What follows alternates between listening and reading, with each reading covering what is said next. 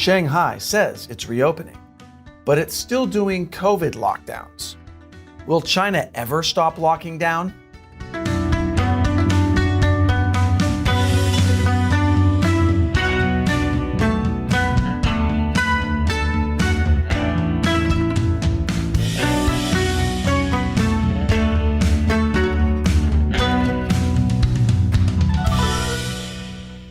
Welcome to China Uncensored. I'm Matt Ganejda, filling in today for Chris Chappell. This episode is sponsored by Surfshark. You should be using a VPN like Surfshark to protect yourself whenever you go online. Finally, after 2+ months of a zero COVID lockdown, Shanghai is reopening. Once again, a thriving metropolis. Streets full of life. Ah, the hustle and bustle. Oh, hey, look, more people. All of them out and about, enjoying the day, going to a COVID testing site.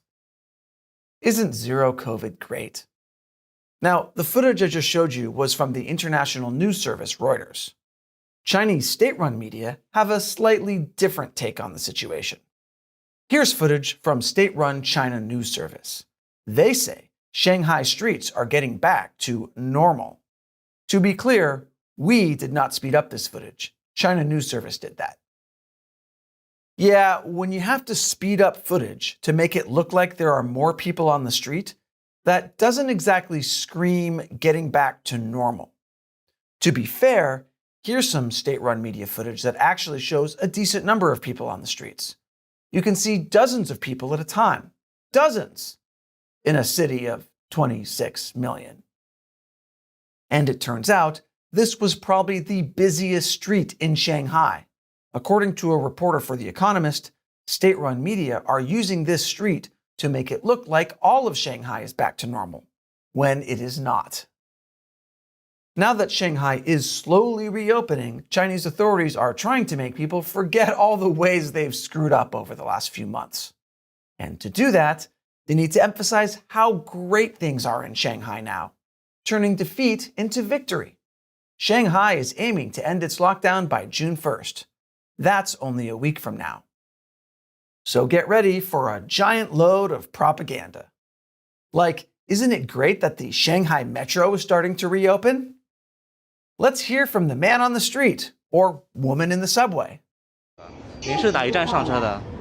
哪一站上车的？延西路。延西路是吧？什么样的心情啊？现在？什么样的心情啊？能够做到？坐地铁今天特别高兴，因为呢封了将近要2个月了吧。自从我出生到现在，还没有受过这样的日子，被关在家里不能出去啊，真是天大的笑话。好的，谢谢您阿姨。So that didn't exactly go as planned. My favorite part is the attempt to save it by moving the mic and camera away while we can still hear her trash-talking the lockdown. But don't worry, they'll fix it in post. Let's try asking someone else how they're doing, shall we? 我们也真的是太难了，这种，在这里50多天，物资什么都没发过，在这好的，也谢谢您，祝您一路顺利哈。好的。Chinese aunties, they tell it like it is. But this is a big risk for Chinese officials. The Chinese Communist Party needs to declare victory in Shanghai next week. So they're using propaganda to pump up the positive vibes. The problem is, Shanghai residents aren't buying it, especially when they keep getting locked down again. Over the weekend, Shanghai's Jing'an district went back into lockdown. Of course, they're not calling it that. They're calling it a quiet period. What a fun lockdown euphemism. Everyone needs a quiet period, just like in preschool. Look, you've been outside for an entire 30 minutes. You must be exhausted. Go home and take a nap for the next 3 days. Then you can go outside again. Maybe. But this keeps happening over and over while the Chinese regime tries to tell the world that Shanghai is getting back to normal. So, yeah, people in Shanghai are angry. And after the break, it gets worse. Welcome back. What will Shanghai residents do when they finally get out of lockdown? Go to Shanghai Disneyland. Okay, maybe not. That is the stuff of nightmares. But Shanghai residents don't have to worry about that for now, because a lot of them still aren't allowed to leave their neighborhoods, even though they're supposed to be. That's because the neighborhood committees want to keep them locked down. These committees are made of low-level officials, sometimes even volunteers, and they say whether people can leave or not. According to official numbers, 85% of Shanghai residents are living in COVID-free areas, and they're supposed to be able to leave their apartment complexes and walk around their neighborhoods. But the local neighborhood committees aren't letting them out, or they're only letting them out for 20 minutes, or they're only letting them walk 20 meters from their apartment complex. It's totally arbitrary and stupid, and it's because the neighborhood committees are afraid. They're afraid that if they let people out and they get COVID, then the neighborhood committee will get in trouble. And to be fair, they probably will. This is how the Chinese Communist Party works. The directives come down from the top, and if anything goes wrong, people at the bottom get the blame. People don't usually get punished for following the rules too strictly. So neighborhood committees are incentivized to not let people out unless it's 100% safe. And it's never 100% safe, which means that in Shanghai, sudden lockdowns of neighborhoods or districts are going to keep happening even after the city supposedly reopens. Speaking of lockdowns, China just locked down Tianjin, a port city of 14 million people. The Chinese regime is not calling it a lockdown, though. They're calling it static management, another fun lockdown euphemism. People have to remain static in their place of residence, except for COVID testing, of course. And they're also moving thousands of people into quarantine camps.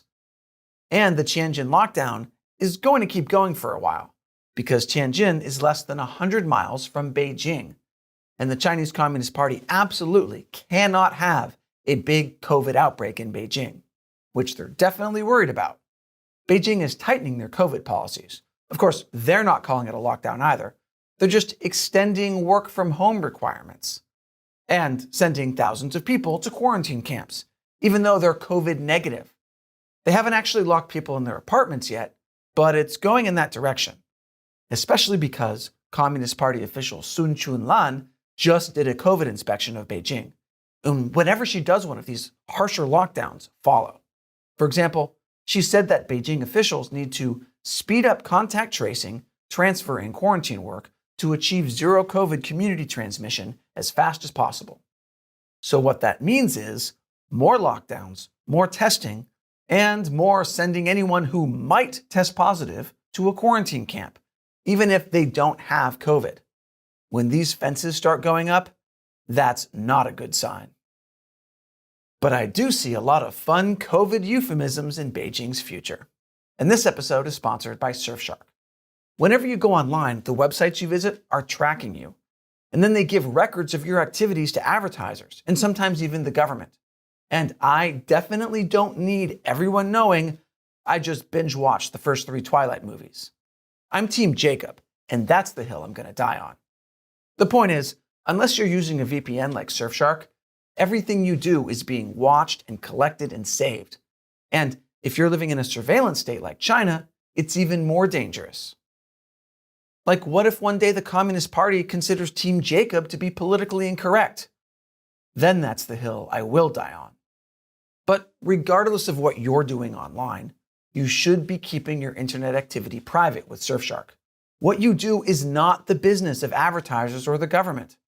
Surfshark keeps your online data private with uncrackable encryption. And now, Surfshark has a new feature that will tell you when you go to a website if it's been breached or is part of a data leak. Basically, it's another way to keep you safe from malicious actors, like the Chinese government. So if you don't have Surfshark yet, check it out.